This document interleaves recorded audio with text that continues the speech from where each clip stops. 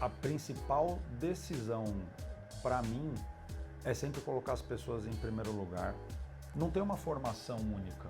Eu não vou jogar ali no 4-3-3 todos os jogos. Eu preciso entender o contexto, eu preciso entender as necessidades, eu preciso entender para onde a gente está indo naquele momento. E muitas vezes o consumidor acha que o trabalho da seguradora é fazer com que ela não quer que a gente use o seguro. Não, a gente quer sim que vocês usem o seguro, que tenham a proteção, enfim, porque isso vai aumentar o conhecimento sobre o mercado, o produto em si, e ele vai ver uma coisa super importante, que é uma palavrinha pequena, valor. A gente ainda está muito longe dos mercados maduros que tem venda direta, que tem venda online, né, de uma forma muito mais acentuada.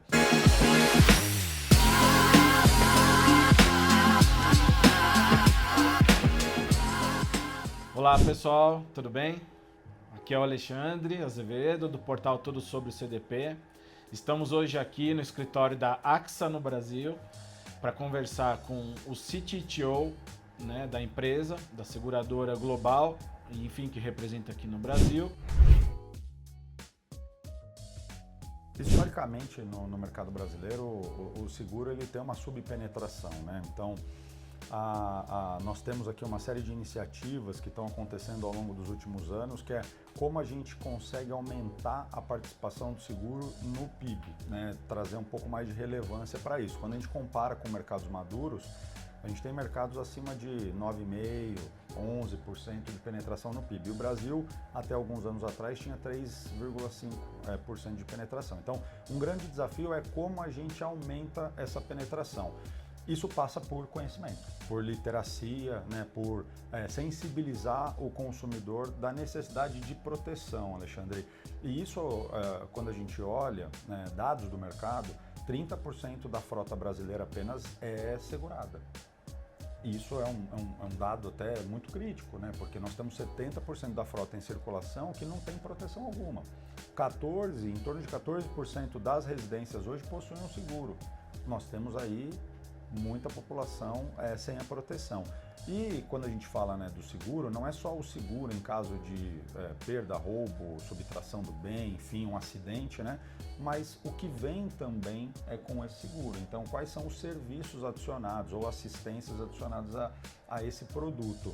O que tem acontecido ao longo do tempo é que as seguradoras têm entendido cada vez mais a necessidade do cliente, entendido, né, esse consumidor no final, e tem tentado trazer soluções que complementem o produto de seguro em si, né? E a gente passe a vender produto de seguro com serviços, né? Esse é um ponto super importante. A gente precisa usar a tecnologia para evoluir a própria tecnologia, mas evoluir também do ponto de vista de pesquisa, né? De entender a necessidade do cliente, do consumidor ou do usuário. No Brasil a gente vende através do corretor de seguros, né? O nosso principal canal de distribuição aqui no mercado brasileiro. Para nós da AXA não é diferente, o corretor ele é fundamental na distribuição de seguros aqui para nós, mas é super importante a gente evoluir a ferramenta, validar o que a gente está fazendo do ponto de vista de protótipo, de funcionalidade, não só do produto em si, né? Mas para tirar, como você disse, essa fricção e tornar o processo fácil, o processo mais fluido. E me reservo aqui, tenho 25 anos já, né, desse lado do balcão aqui em seguradoras, me reservo o direito de dizer que existe sim uma mudança de mentalidade também das próprias seguradoras, que é falar um pouco mais simples. Como que a gente consegue conectar com esse consumidor para levar para ele o que significa eventualmente uma cobertura que tem um nome muito complexo de uma forma mais simplificada, para tirar um pouco dessa fricção, não só na jornada de contratação, mas também no entendimento. Porque, vou te dar um exemplo aqui, né, um seguro de equipamentos. Quando alguém tenta fazer uma cotação lá no passado e vê um termo lá, equipamentos estacionários, uma pessoa, né, um consumidor final, ele não sabe o que significa isso, ele não vai ler a condição geral para ter esse entendimento. Então, às vezes, ele tem até uma jornada fluida, mas quando ele se depara ali no momento de contratação, ele vê um termo mais complexo. Então, você bem disse, né? A gente precisa tirar a fricção, mas é a fricção no fluxo da jornada, mas também com simplificação no linguajar, na comunicação, né? Então, é um processo que a gente vem evoluindo bastante no mercado como um todo, e para nós aqui da AXA isso é uma coisa, é um imperativo, né? Fundamental, faz parte da estratégia de desenvolvimento das soluções digitais. Eu tenho usado algumas frases que é como que a gente faz 3 anos em 6 meses. Ah, por que esse número, Bruno? Porque eu inventei o 6 e o 3, mas é uma forma só de trazer um pouco, né, para o nosso dia a dia, como a gente usa a IA de fato para potencializar o processo de transformação da organização, né? Então, isso para a gente é importantíssimo. E IA não é o futuro, IA é o presente, como você falou, né? Então, ela é fundamental. O que a gente tem feito aqui, né? Nós temos o AXA no topo. Eu sou responsável aqui também pela cadeira de transformação, e eu vou dizer aqui para facilitar, é como se fosse um programa de ideias abertas, onde todo e qualquer colaborador pode trazer uma ideia, e a gente tem um escritório aqui de transformação que ajuda esse colaborador a desenvolver o business case, a engajar os stakeholders, a formatar isso num pitch e a gente poder avançar para apresentar para o comitê executivo e aprovar invariavelmente se essa ideia ou não. O que a gente fez? Dentro desse mesmo modelo de ideias abertas, a gente abriu também aqui um processo eu chamo de discovery, mas como se fossem workshops com as áreas. Então a gente fez isso logo no ano passado, onde a gente trouxe uma pessoa de dados, uma pessoa de IA, uma pessoa de transformação, para fazer reuniões com as áreas. Então ninguém melhor do que a própria área para conseguir indicar para a gente potencial uso de automação, hiperautomação ou uso de IA. A gente não pede para que as pessoas saibam, né, no detalhe qual é a definição de fundamento de cada um dos tipos de IA, quando eu uso a IA X, a IA Y, quando eu uso Machine Learning, enfim, mas a gente senta nesse formato de workshops, faz um trabalho ali de brainstorming com essas áreas, para sair do outro lado com potenciais casos de uso. A gente levantou na companhia quase 200 oportunidades de utilização de casos de uso, então isso para a gente foi super importante. A gente tem, obviamente, um caso de uso que quando a gente traz para dentro de tecnologia, a gente desdobra isso em 10, 15, 20 pontos, né, de desenvolvimento de agentes, enfim, mas a gente avançou dessa forma. O mercado em si tem evoluído e já tem algumas empresas fora do Brasil desenvolvendo coberturas específicas para IA, né? Falando de IA especificamente. Nós aqui no grupo, nós temos o seguro de cyber, é um seguro que a gente já protege, né, toda a parte de ataques, enfim. Esse produto foi lançado há alguns anos atrás, a gente tem tido uma boa aceitação, uma boa penetração no mercado, mas eu não tenho dúvida de que haverá a necessidade de evoluir para coberturas específicas relacionadas aos danos causados por inteligência artificial, né? A gente vê muito vídeo circulando, o jogador fazendo comentários que ele não tinha feito, políticos, né? Então essa questão do deepfake é uma coisa super importante. A gente está agora ano de eleição, né? Então a gente vai acabar invariavelmente vendo muito vídeo desse por aí, mas sem sombra de dúvida o mercado vai evoluir para trazer proteções a isso e desenvolver um segmento novo, né? A gente falou até de penetração no PIB, vai ser uma nova avenida de crescimento, um novo produto, um novo serviço que vai ser desenvolvido para o mercado. No mercado em geral, né, assim, não só na AXA, mas no mercado em geral, quando a gente fala de distribuição através do corretor, o relacionamento no dia a dia com aquele cliente é feito pelo corretor.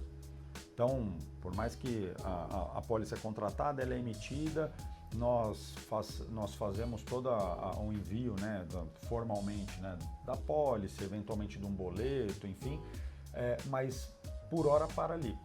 Quem faz o relacionamento com aquele cliente dali em diante é o corretor de seguros, né? Então o corretor está lá para entender dor, para trabalhar de forma consultiva, para ajudar o consumidor numa eventual dor ali ou numa dúvida relacionada ao produto que ele contratou.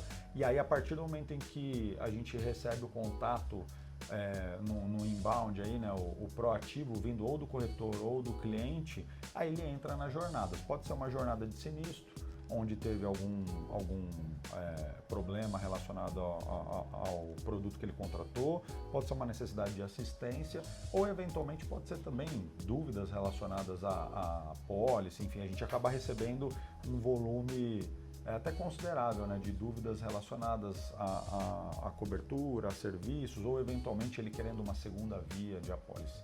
O que a gente tem feito muito é como a gente digitaliza essa jornada, como que a gente tira essa fricção que você comentou no início e evita o contato humano, não por não querer falar com o cliente, mas por oferecer canais digitais para que ele se autoatenda. Então o autosserviço para a gente na jornada, seja através do corretor, ou seja na jornada com o cliente direto, o autosserviço para a gente é o número 1 da estratégia.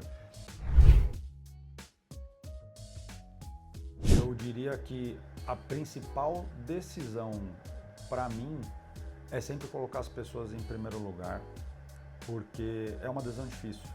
Então, como que a gente cuida das pessoas que trabalham com a gente, como a gente cuida do ambiente, como a gente desenvolve as pessoas, né? Isso tem que ser a preocupação primária. Eu me sinto muito confortável de falar sobre isso, porque na companhia, na AXA, isso faz parte dos valores, né? Temos alguns valores globais e um dos valores aqui é o One AXA, somado a um outro valor que é coragem.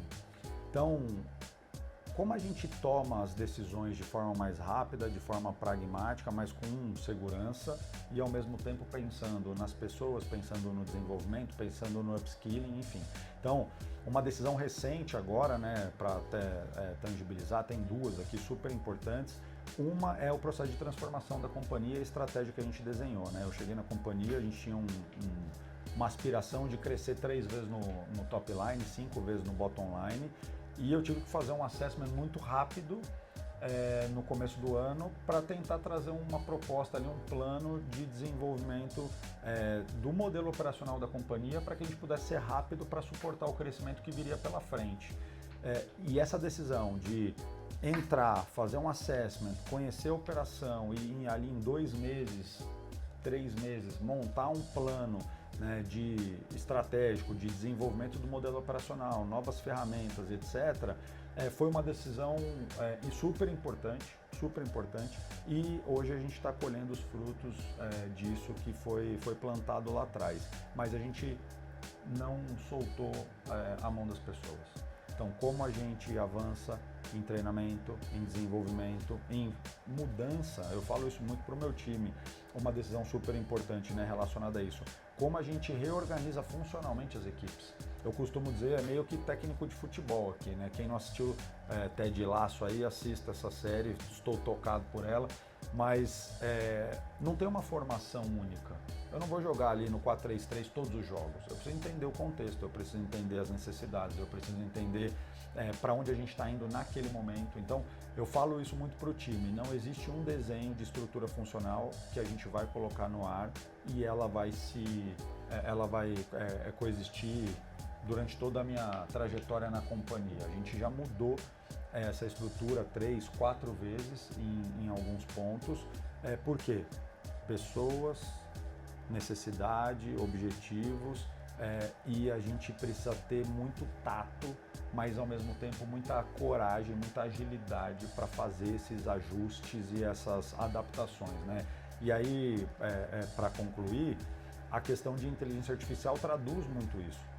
Como a gente toma uma decisão de avanço rápido, de formatação do time rápido e de movimentos para que a gente possa acelerar. Então, essa decisão que a gente tomou de formatar, desenhar uma estratégia para IA em 2024, inclusive colocando já no começo do 25 modelo de governança para aprovação de caso de uso, conectado com DPO, com Risk Officer, etc., a gente estava um passo à frente, mas por quê?